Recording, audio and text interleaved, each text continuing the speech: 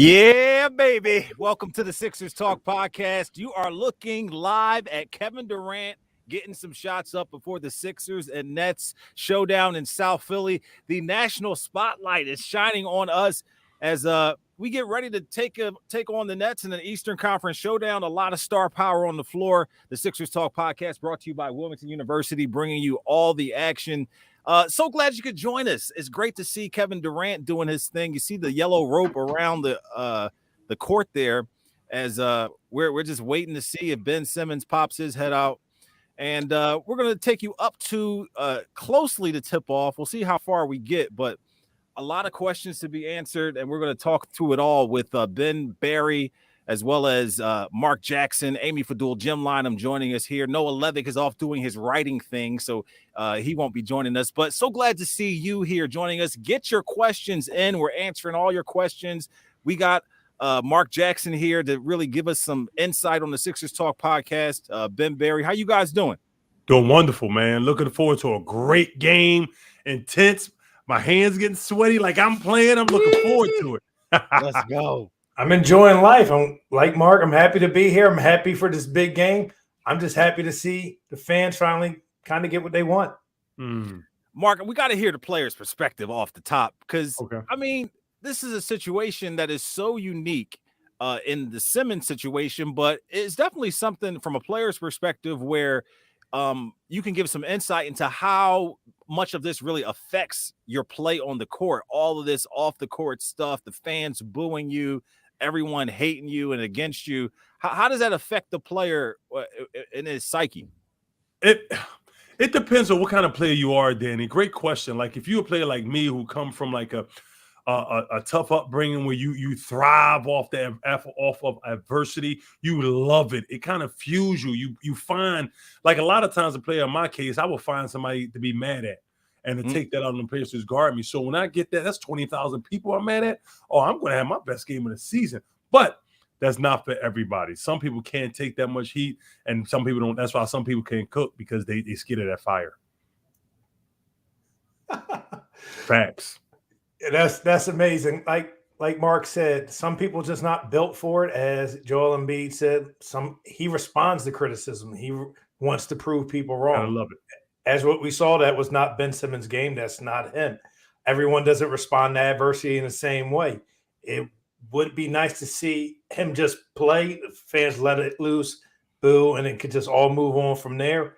But maybe Sixers to see the Nets in the playoffs. Maybe this is a preview of all that, and we can see how he responds then. But until he actually plays on the court, we don't know.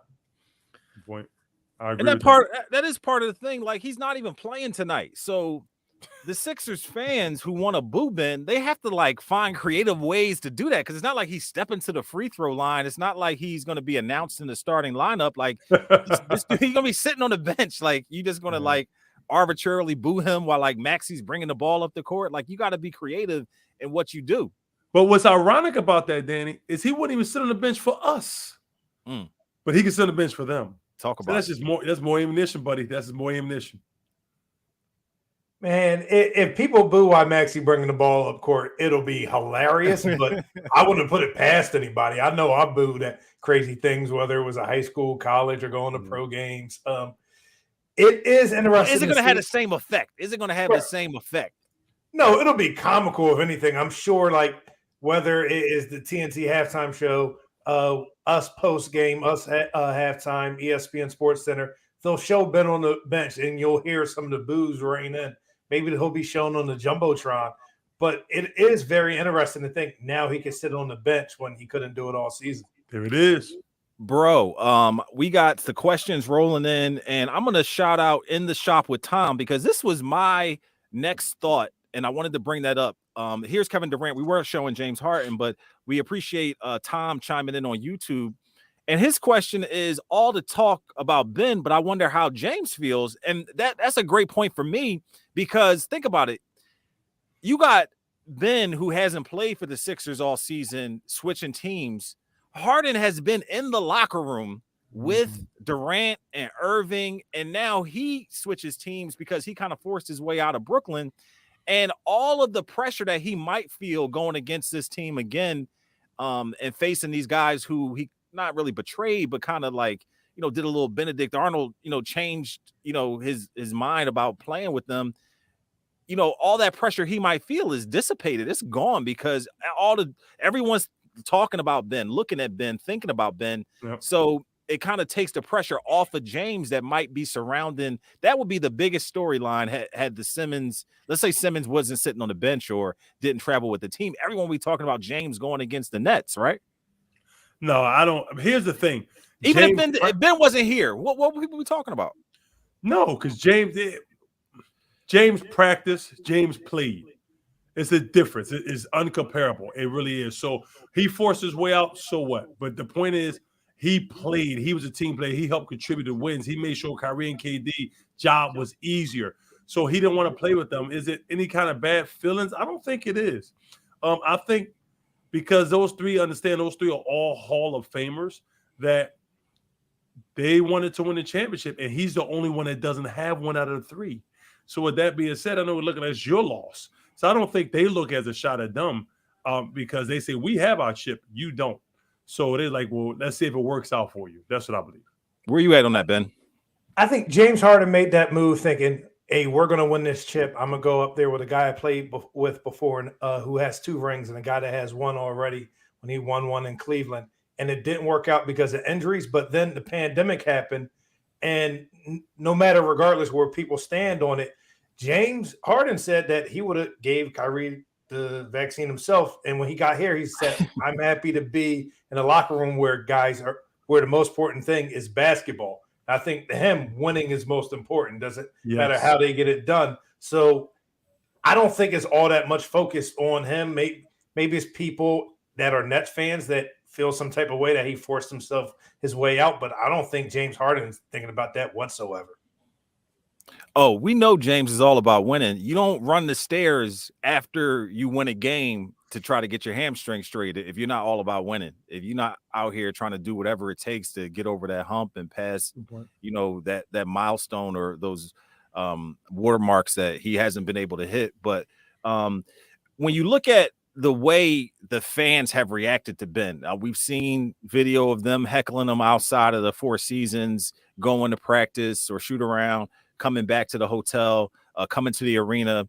Do you feel like too much attention is being paid to a guy who's not playing as opposed to this fantastic basketball matchup that we have on the court tonight with Kevin Durant against Joel Embiid and Kyrie Irving against James Harden? Like, the basketball is premium in and of itself.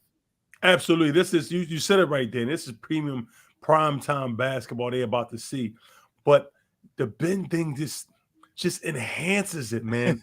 Listen, I was raised by my grandmother, guys. Y'all know that. And her thing was Young and the Restless.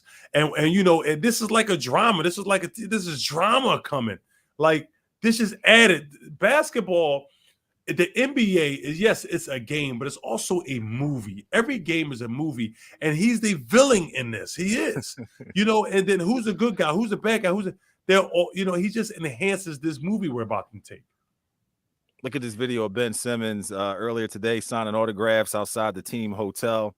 Some fantastic basketball tonight, Ben. You can't deny that. So should people be paying more attention to the actual hoops as opposed to the hoopla? People should pay more attention to the actual game. It's going to be a great game. As I said before, both of these teams are making the playoffs unless there's some catastrophic injury. And it's an opportunity to see, because this could be a playoff matchup. You have 4 of the best players in the world, like best players in the NBA, and James Harden, Joel Embiid, Kevin Durant, Kyrie playing phenomenal at what they do. All-stars. You got 2 guys that's been an MVP, a guy that might win it this year in Joel Embiid. So it should be about the basketball, but it's not with the fans. Amongst all the players, it's about the basketball. The fans, they don't let stuff go. I know Packers fans are still mad at Brett Favre for leaving and ending up with the Vikings. I know Eagles fans that still haven't forgiven Donovan McNabb, RTO. Fans don't let things go. So among maybe purists, it's about the game. Among the diehard fans, if they want it to be about getting one up on Ben Simmons or letting them know how they feel, hey, live your life. Now, wait a minute, because we got Marc Jackson here. And we can't overlook some we can't overlook some of these things. Ben Simmons on the floor, dapping people up, looking casual, fresh shape up, the diamonds in his ears. People waiting to see if how he's going to play it. But with him on the court, bro, we got Marc Jackson here. Not only is Marc Jackson a Philadelphia native, not only did Marc Jackson play for the Sixers, he played for the Nets as well. Yes. So, Mark, we need some perspective from you, bro. Like, you're also theoretically someone who could boo a opposing player because you are a Philadelphia native and a Sixers fan, but you are also somebody who understands the player's perspective too. So, where are you at on the booing and how fans should feel or how you might feel? Now you put me on the spot right there, Danny, because from the player's perspective, players don't even agree with what Ben Simmons did and the way he handled the situation. So it's hard to find players that will take his side, if any. You might find one or two, but I would say less than 0.5% of NBA players that's ever played the game would take Ben's side. So from a player's point of view, they're still looking at Ben like, really, this is worth the money you lost? Because you couldn't control the narrative of what people said about you, that it frustrated you so much that you wanted to be out, or that's fine, but you couldn't play through that. This is something that players just don't understand. I can't give from a player perspective when it comes to Ben's mentality and the way he handled the situation. I wouldn't. And I think 99.5% of players wouldn't either. Go ahead, Ben. Oh, I was going to say what Mark said. Most players don't agree, without a doubt, from what you've watched on TV or what you've read, what you've seen in tweets or heard on different podcasts. So maybe I might have misconstrued or didn't articulate what I was saying earlier. I don't think at this point most of his teammates care at this point to talk about it. They're trying to move forward. I think most players just wanted to get it over with. That's on his team and just move forward. And they're saying the right things, like he's on our team. We're trying to win a championship, blah, blah, blah. Mm-hmm. That's a good point. I agree with that. That's what they're saying. They're not going to say nothing to Ben Simmons. And the Philly guys, I know it was funny. My guy George the Yang said, "I'm gonna find Ben and I'm a taunt him." Like, I thought that was rather funny coming from the minivan, who's probably the nicest guy on the Sixers team. So, but it's funny. They're just trying to move on. They understand this is part of it, but like deep down, as far as he'll want to be traded, there's a lot of players that wanted to be traded. I orchestrated trades from one team to another because I wanted to be in a better situation I wanted to enjoy, but also practice and play. So I think before I was traded. So that's interesting to find out. We got a split screen of Ben and James Harden side by side. I can hear the thanks for Harden cheers right now, even though they're not saying them. I can still hear them. But we also have outside of the Ben and Harden stuff, Andre Drummond and Seth Curry returning to South Philly. Two guys who fans loved and enjoyed. We even heard from Andre Drummond about the situation. We heard Steve Nash talk about the Simmons situation and say how he enjoyed, being booed by the opposing team. It was a show of a sign of respect. We heard Kevin Durant talk about the fact that, it doesn't really matter if, you get booed for 2.5 hours, you're making $40 million a year. I'm sure you can endure it for that amount of time. So do you feel like, with all that said, you talk about how the players might feel, and, Steve Nash, a former player and now a coach, Seth Curry and Andre Drummond have to somehow find a way to welcome Ben back to the Nets, even though he wasn't willing to sit on the bench when they were teammates with the 76ers. That's got to be a weird situation, right, Mark? Even though he's the reason they got traded. Right. So, like, they're going to respect him because his teammate, but they're like, yo, man, like, especially Seth. Come on, this is father-in-law. Come on now. Right, like, right. He's playing for his father-in-law. Perfect situation, right. Like, exactly. Come on, this guy got me traded, man. I don't believe this. And so they're going to be respectful because they both are also professionals.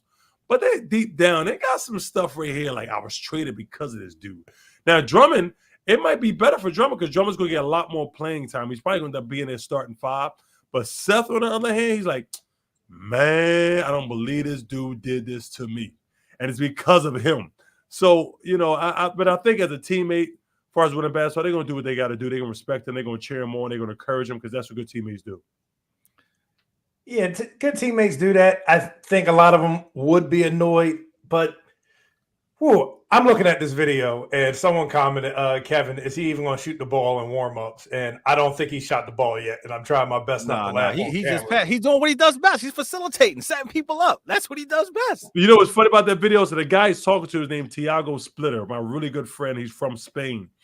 And I know Tiago. Tiago's being a good, consistent coach. Like, yeah, it's okay, don't worry about it. But Tiago's like, man, I don't believe this dude. So it's funny because Thiago was a great European player and then came to the NBA and played with the Spurs. So I was just watching this. I know everyone has to say the right thing because that's what you're supposed to do. Right. But you allow professionalism. That's the professional side of it. That's professional. But you're allowed to think something different. I know thinking like this dude here. But apparently the crowd is chanting, shoot the ball. I mean, of course, Ben's not going to do that. But Mark, we love you. We appreciate the time. We're going to give you a chance to break out of here. Okay. We're going to shift in someone new. Me and Ben Berry will stick and stay. We'll bring in Amy Fadool. Is that going to be who we're bringing in? Okay, Amy Fadool will be joining us. And Mark, we appreciate your time. Proud of Thank you, guys. TU. All right, boy. All right. Amy coming in. Ben, look at these guys. They're all like chirping at them. Excited. Shoot the ball. I could superimpose you right into that crowd. I could hear you chanting right along with those dudes. Shoot the ball. Shoot the ball. David Harris from YouTube has a question. He's been trying to think of a comparison as to the anticipated reception Ben will receive tonight. And he couldn't think of anything that will be this hostile. Who in Philadelphia sports history do you think would compare to this reception Ben is getting right now? Is there anybody comes to mind for you? In Philadelphia, I couldn't think of anyone in any team sport in America. And if you want to go just Philadelphia, maybe T.O. after he got suspended, then cut release from the team and ended up signing with Dallas. But T.O. was only here in Philly for a year and a half. So that's the best comparison I have. Yeah, it's tough, man. Maybe Scott Rowland, maybe. I mean, but were people really booing Scott Rowland when he showed up with the Cardinals? I don't think so. But we'll bring Amy Fadool in on this conversation. Hey, Amy, how are you? Hey guys, how are you? Fresh off a pregame show. Yeah, any comparisons you think of people who were hated as much as Ben Simmons or might have received this type of reception? I'll give you the only thing I can think of is it's the exact opposite of when Chase Utley came back. It couldn't be. Whatever was good about Chase, it's the opposite of that. Remember, everybody's like, maybe we were cheering a little too much. Like he still plays for the Dodgers, and it's still like a big game or whatever. People are like euphoric over seeing him again. That is the literal opposite of what you're going to see tonight. I can't think of anything as far as a former. I mean, they would boo like when McNabb would come back. You'd boo, but there wasn't that vitriol. There is like people are chasing him coming out of his hotel room today. When's the last time you saw that? It's the unanswered, I think, questions and the lack of maybe responsibility shown in people's minds that really has kind of created this. But it's crazy. I mean, we're watching him out there warm up. We were wondering, we were just talking before I came on. I was like, is he actually he's just rebounding. Is he actually going to put up a shot in the warm-ups, or is he not that brave yet? But Amy, he's doing what he does best. He's facilitating and setting people up. I mean, come on. Like, it would have been hilarious if he just came out and just jacked up a three and then just like looked at everybody and then just walked out. I'm out. Peace out. I mean, it's crazy to even see him in that Nets.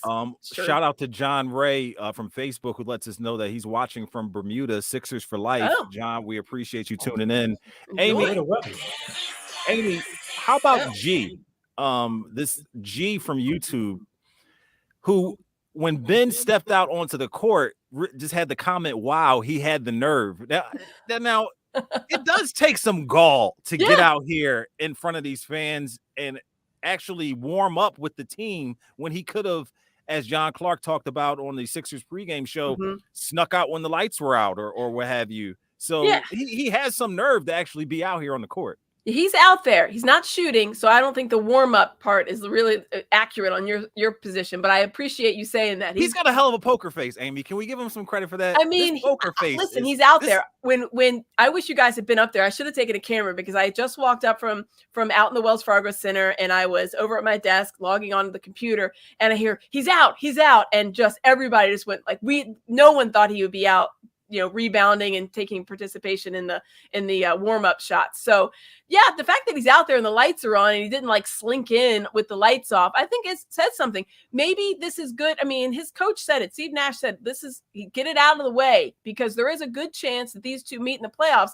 And Jim Lynam said that on post game like a couple weeks ago. It was like, as a coach, I would never want this to happen in the postseason. I wouldn't want his first chance to be in Philadelphia in the postseason. That would just be too much of a distraction. So he came out. I mean, maybe he has, just can kind of clear the mechanism and just kind of shut down and not hear anything because they're yelling it. They're definitely yelling at him right now. Amy, Ben, Joel Embiid is on the floor. We will bring that to you shortly, but go ahead, Ben.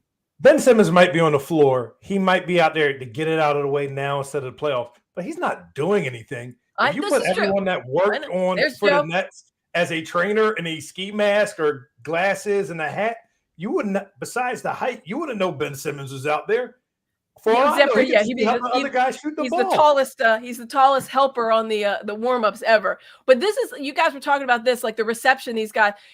Does Joel go over at some point? Because you already saw Andre Drummond. He was kind of out. You saw DeAndre Jordan talking to Blake Griffin. And Joel was the guy who said, Ben's our brother. He grabbed the microphone and says, don't. Tyrese Maxey said yesterday, he's like, I'll probably talk to him tomorrow before the game. I don't know if that meant like on the court.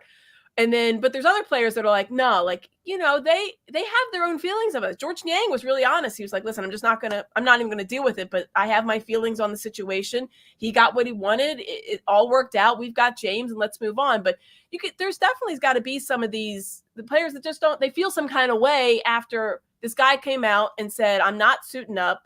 And then all the drama that's surrounding him. I mean, let's remember, for the first 3 weeks of the season, all these players were asked was about Ben Simmons. Not a lick of basketball was discussed. It was like, do you think he's ever going to get on the court? How do you feel about it? What do you think about these comments? And they're like, listen, we're done with this. He didn't come out and address it. We don't have to address it anymore. So it'll be interesting to see.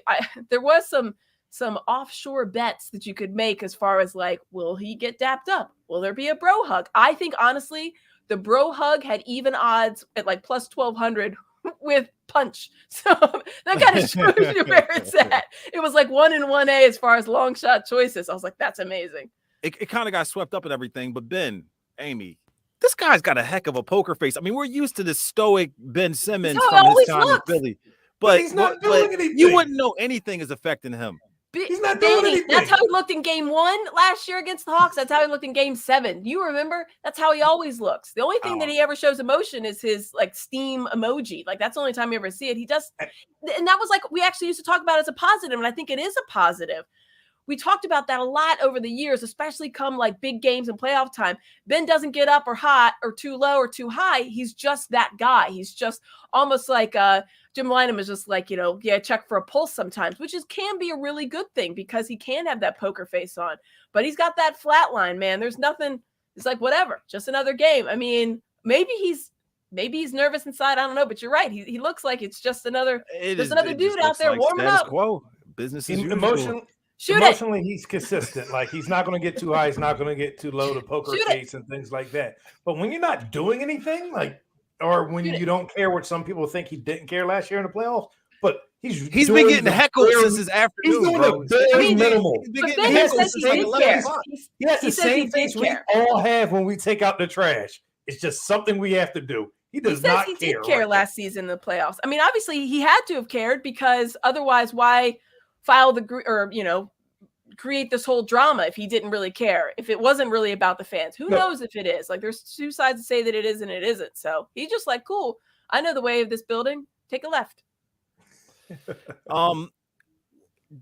I think that Ben Simmons definitely deserves a tribute video. I mean, stop it. Let's just have the conversation. Stop it. Because not that it might happen, it definitely would be pandering. It would be pandering to the group of people who are assembled here to boo Simmons and heap all types of vitriol on him. But the dude was a 3-time All-Star. He was Rookie of the Year, 2-time all defensive team on the first and second team. Like he made an impact when he was here. Does all of the holdout and all that negate all the good stuff that happened? So all the good stuff is not to be remembered. I mean, but why remember it? Like, why do you need to? I think sometimes these tribute videos are a little bit overplayed. If you guys remember, I mean, I go back with the Sixers a ways, as you know, Daniel. They did a tribute video to Spencer Hawes. Robert Covington got one. Robert Covington at least was part of the process. Spencer Hawes. So you're making more of my point. So why wouldn't Ben get one? But that's why it's a ridiculous thing. Don't give one to Spencer Hawes. They gave one to TJ McConnell, and I'm like, well, at least TJ hit a game-winning shot. Right, so I mean, come on. No, don't give him a video because, as you mentioned, it would just create the animosity. And then, unless the video's like an ironic video, where it's like, "Hey, we're so happy to see you," because we're actually not. No, just move on. Don't do a tribute video for them. Okay, so Daniel, when you were in high school and your girlfriend broke up with you before Valentine's Day, did you still send her a Valentine? I did not know. Exactly, because you were over it. I shot daggers through my eyes. You crossed your name out on your notebook 5 times. I'm completely with Amy on this. The tribute video, and it's not even because it's Ben Simmons. It's just overdone. Too many players in NBA get a tribute video when they're at a team, when they're with a franchise for all of a hot second. You said Rocco got one, TJ McConnell. Too many players get tribute videos when they shouldn't anymore. Spencer Hall's last tribute video I saw, someone who really should have got one, was Russell Westbrook, his first time back in OKC. There you go. Besides that, too many there players they are getting tribute videos. There they are on the screen together. Joel and Ben. The foreground and the background. Look at him. Look over. He's right there. He's staring at you. One shooting and one's not. This is like a little ex. This is like your ex-girlfriend and someone's texting you like, "Don't look back there. He's right behind you." Amy, you've been here since Joel's been here. Yes. I am of the ilk of the kind of player that Joel is and his professionalism. I feel like there'll be a dap. There's some type of hug or acknowledgement or something. Yeah. No, that's the type of player he is, right? Exactly. That's the guy he is. He actually is a genuinely good dude. He loves to have fun. He loves the trolling and whatever else. I mean, the big Fendi meme is still one of my favorite things. The guy looked good. He had some good, good looking suit on. Like, stop. But I love it. But that he is having fun, and some players recognize that. Like, I remember the game up there in Brooklyn where the Sixers beat KD, and there was so much trash talking. But at the end of the game, the two players come together and they hug it out or whatever. And KD said, like, listen, we're competitors. I have utmost respect for him. So of course, like what it is on the court, that's one thing. There's guys that can handle that. And they can kind of have the bro hug or at least like have like a little like high five, dap it up type of thing. I don't know that they're there yet. The divorce is still really fresh. The ink is not really dry on the divorce papers between these two. So it's like the first time seeing your ex at the supermarket and you're like, I'm going to go. I don't even need anything in aisle 7, but I'm going to aisle 7 just so I can avoid you. But if anybody was going to do it, I think Tyrese Maxey's young enough that he would go over because he's a really good dude. And he's, kind of like, listen, I just want to make everybody happy and be friends. And Joel could do it just because it would be what a franchise player would do if he were to do it. I think he could do it because he recognizes that, listen, our eyes are on the ultimate prize. We got James Harden. It didn't work out. We all said some stuff that probably didn't come across well. I wish you well, type of thing. Like, if Joel went over and gave like a dap or a bro hug or whatever, or just even like a nod or an acknowledgement, that's what it would be saying. It's no need for a dap right now. What about after the game? But after the game, the Sixers win. It's like, you want to hug it out, change jerseys? I think if Ben was playing, maybe we would see a dap.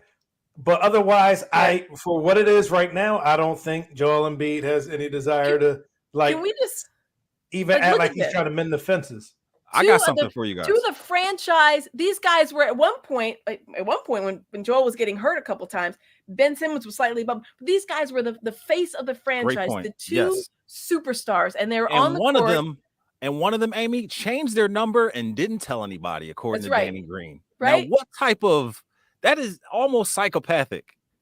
Like, I hate to bring that up with the mental illness stuff lingering out there, Danny, that's just like listen, he also got mad because Doc Rivers didn't come see him at the gym, even though Doc Rivers called him and texted him and never responded. What?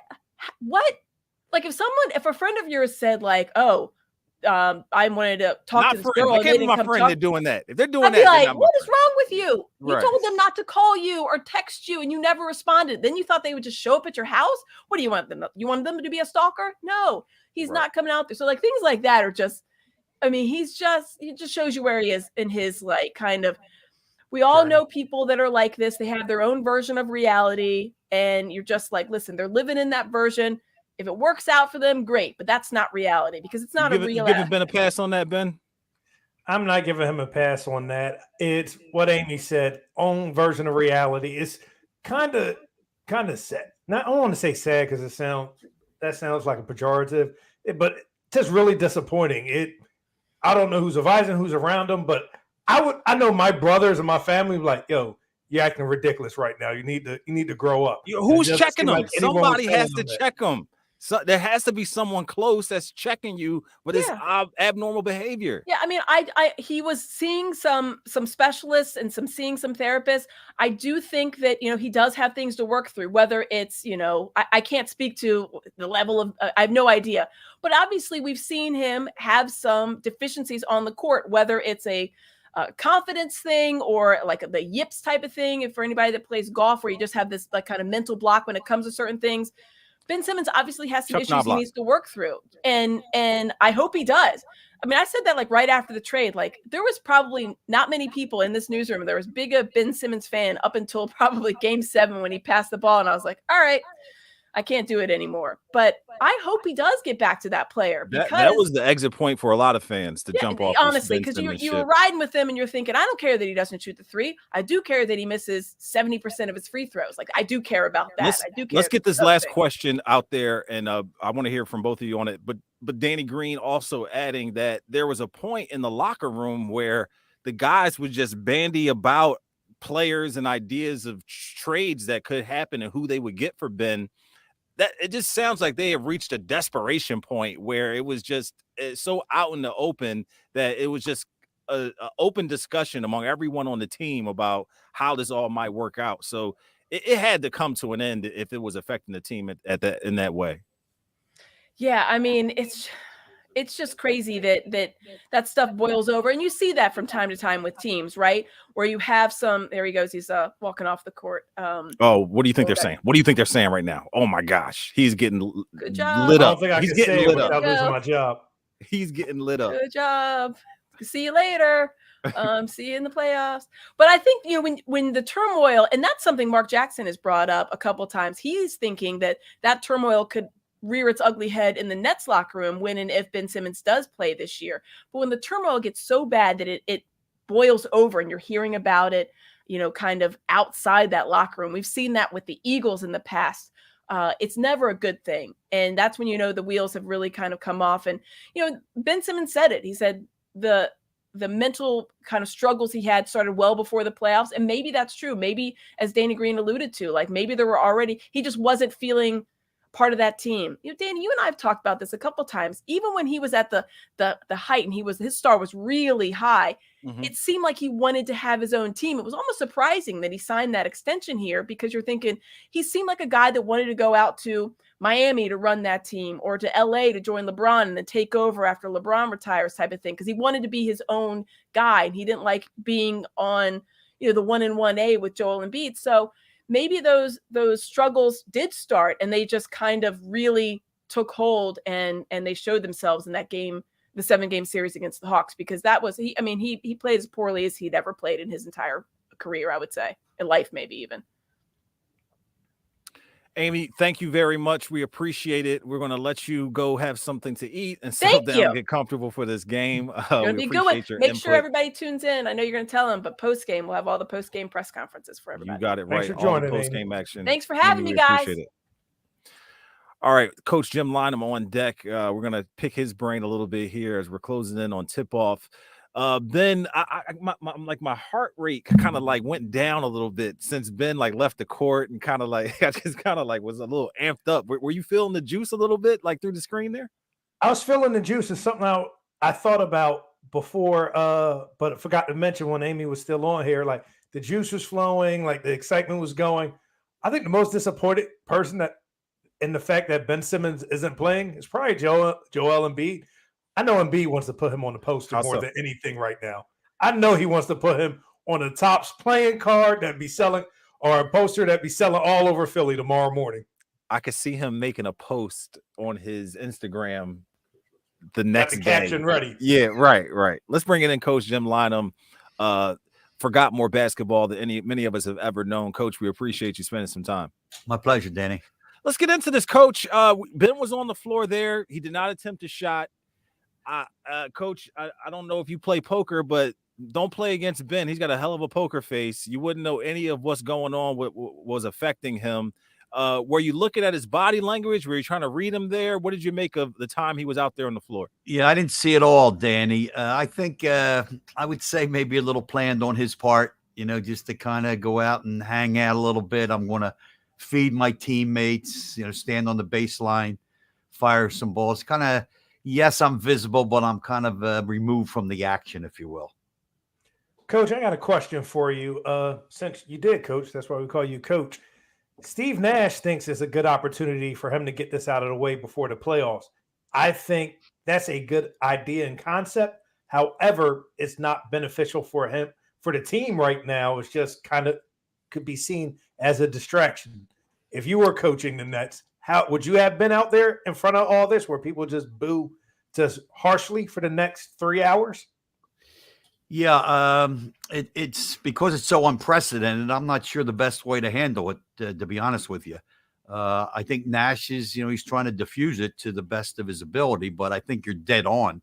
Ben could go out there and do cartwheels for a half hour before the game. That's not going to change the fact of the reaction he's going to get if, in fact, these two teams meet come playoff time.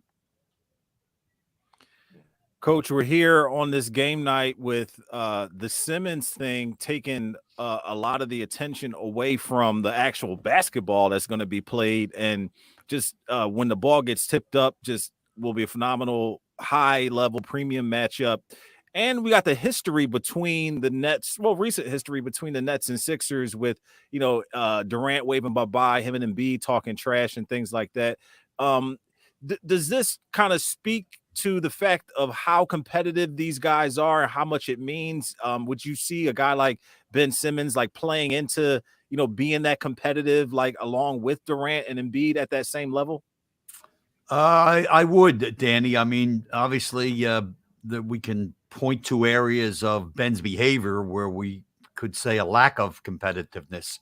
But I think if you look at his basketball playing career, by and large, when he's been a 76er, he's a competitive guy. He's one of the better defenders in the league, obviously. And you don't rise to that level without being ready to compete. So, yeah, I think this, because of who these guys are, the level at which they compete, I think there's a chance here for a big-time rivalry. I'll be very excited if this turns into a big-time rivalry. We see it in the playoffs, 7-game series for the foreseeable future. Yep. That would be amazing. Yeah, I think that's all it would take is if, in fact, they meet in the playoffs. Then I think that cements it's a done deal. These two they'll be coming at each other, down the line in every game they play. It would quickly probably be the biggest rivalry in the NBA at this point in time, because as I'm thinking around the NBA, there's not another rivalry that has this much heat behind it. Yeah, I think you're right because of all, the buildup and all the, I think the star power is a big part of it as well. I mean, put Ben aside, you have two all-timers in Kevin Durant and Kyrie with Brooklyn and in, Joel and James Harden here in Philly. I mean, that's a pretty select group of players. How would you play it tonight if you were Embiid, Coach? He went on the microphone famously when Ben came back to the team and said, he's our brother and whatnot. We've seen Joel be a little petty at times in other instances, but we've seen his professionalism probably shine through the most. Would you go up to Ben? Would you say something to him? Would you hug it out with him or just leave it alone? Yeah, that's a tough one, Danny. You're asking me, what would I do? I think I'd leave it alone, to be honest. I hadn't thought about it. Yeah, I think I would. He's not playing, so there's that. Go ahead, say again. Oh, and Ben Simmons isn't playing, so there's that. It's not like you have to go against him on the court, so there won't be like that, handshake around the circle before the tip-off or anything like that. But do you think he should say something to him visibly so other people see?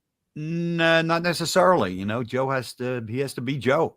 He has to follow his own instincts when it comes to that. I think one of the things that kind of eases this situation is the fact that Ben is not playing. He's not going to get introduced. I don't expect he's going to be on the Jumbotron. I really think people are going to have difficulty knowing how and when to express themselves. What do you do? I mean, the guy sitting on the bench, he's not going to the free throw line. No, they're not announcing him in the starting lineup. Exactly. Right. There's no unifying force that brings the whole building together, to express themselves if, in fact, they wanted to do so. This has been like the most anticipated, like, teammates, like, meeting for the first time since they trade, since probably Kobe and Shaq. And those two at least won championships together. But what Coach was saying, if I was Embiid, because I'm also a petty person, just growing up with very competitive brothers, I will probably go over and say, get ready for this whooping for the foreseeable future as long as you're on the Nets. That's me. It's probably not the best thing. You can also just wait until the playoffs to give them that. Yeah, I would say this in response to that. If, in fact, you were motivated to do what you just said, you don't want to do it when a guy's in street clothes. If you want to put a whipping on him, you want him on the court. How you going to whip him when he's sitting on the sideline? Just let him know what he's getting when he comes back. Well, if you want to give the speech, wait till he's ready to play, then give it. It's going to have a lot more meaning. Coach, give us some of the insight into the psyche that this Philly sports fan has. You born and raised here. You also coached the Philadelphia 76ers and coached in many stops around the league and as well as the front office. So you have an interesting perspective, and I'm sure you can understand the vitriol, angst, the pain, the anger people have. If you were sitting in those stands and you weren't working, would you feel a connection to the people who were booing? I don't know that I'd feel a connection, Danny, but I certainly would understand for all the reasons that you just cited. When you start doing this for a living, and obviously I've done it a long time, you listen to the players. It doesn't matter. Kevin Durant, I heard something from Seth Curry when I was driving in. They see it a little bit differently because this is part of being a professional. I mean, LeBron had to go back to Cleveland and he had to go back to Miami. Kevin Durant had to go back to Oak City. Right. Kevin Durant had to go back to Golden State. So this is part of the deal. These guys have to kind of put themselves in a mindset, to deal with this. It'd be like, I'm not trying to be a wise guy here. Like, picture yourself on the foul line in a 1-point game in Game 7. You follow me? Yeah. I got news for you. Most of the 20,000 people sitting in that building, they're going to fall down and faint before they can shoot that free throw, let alone hit the rim. These guys routinely go up, give me that ball, dude. And literally, they can put themselves in that kind of a mindset. That's the height of professionalism. And I'm not saying it only happens in sports. I mean, all kind of people have to do it, a doctor standing over top of somebody. I got news for you. The average guy is going to get ready to cut an artery. Yeah, right. Come on, would you? The average guy can't stand the sight of blood. So please. Great point. These guys are pros. That's part of the deal. Coach, we got Jonathan Lehman chiming in from Facebook. And Ben, I think this is interesting because I have a theory that especially in games that are so emotionally charged like this, it kind of takes a little bit of the air out of the room, particularly for the home team or the team that's celebrating the monumental moment or whatever the emotional moment it is. And John's question is that the Sixers are way too distracted, and this does provide a big distraction away from the actual high-level basketball that'll need to be played. So is that a concern at all for either of you guys? Yeah, it would be for me. And I think John brings up, a good point. I think both teams, potentially could be affected by that. My hope is, Danny, that once the game, gets underway, that the level of play will dictate like the emotion and feeling of the fans. Like we're watching, a big time game here, and let's concern ourselves with that. Ben, the Sixers aren't a good home team, so they don't need distractions. Well, they haven't been the home team that we've been accustomed to in years past. But right now, I'll kind of flip the switch a little bit. Since they tinker with the roster with a trade, they're undefeated. Right. So, you have two things working there. It'll be interesting. I've always gone back and forth on the distractions thing. Coach knows he coached. Me, on the other hand, I've only played high school, a little bit of college. My brother played college ball. He had a friend that played in the NFL. And everyone I know, whether the distraction things, it varies from person to person. I don't want it to be an excuse if the Sixers don't play well tonight against the Nets. I like to think that they're all professionals, and maybe they have a little bit more juice, a little bit more energy going into the game. I like to think they're too big of professionals to let that energy or negative feelings that they might have be a distraction, and the whole Ben Simmons thing get them off their game. No, I think that's a good point, and I think you're right. That will be the mindset once the game gets underway. And I think the way Doc has handled it, he's tried not to make too big a deal out of it. He kind of made light of it. He said, Philly fans being what they're, I don't really respect that big of reaction from them. Obviously, that wasn't, his real thought. But he tried to downplay it. But I think you're right. I think the distraction part, once the game gets underway, that'll be minimal. John Patrick from Facebook chiming in saying that he loves Coach. John, we feel the same way. Evan C saying, hey, dude, the Sixers were supposedly distracted all season by this and handled it like champs. Great point. Mo Fay chiming in from YouTube saying, I think we should chant thanks for Harden. I hope that does go over that way, because we don't want to see a black eye or anything ugly for the city in any way, shape, or form. But hey, we're going to wrap it up here on the Sixers Talk podcast. We appreciate everyone. Hey, the Sixers with a tough gauntlet of games coming up: the Nuggets, the Cavs, the Mavericks, Raptors, Heat. A West Coast trip on the horizon. Classic trap game Sunday against the Magic. So hopefully they're able to get up for this game and that game on Sunday as well. But we appreciate all of our guests, Amy Fadool, Marc Jackson, and of course the coach, Jim Lynam. For Ben Berry, I'm Danny Pommells. This has been the Sixers Talk podcast, brought to you by Wilmington University. WilMU Works. Enjoy the game, everyone. We'll see you next time.